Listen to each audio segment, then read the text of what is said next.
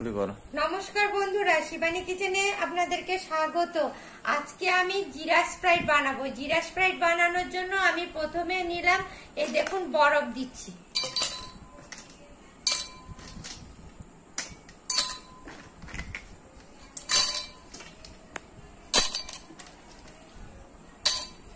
এবার এতে হাফ চামচের একটু কম এই দেখুন বিট লবণ দিয়ে দিলাম।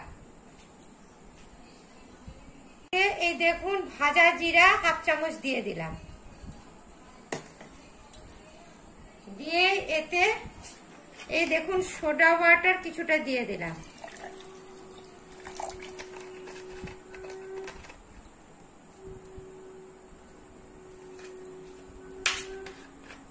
এবার এর মধ্যে স্প্রাইট দিয়ে দিচ্ছি, দেখুন।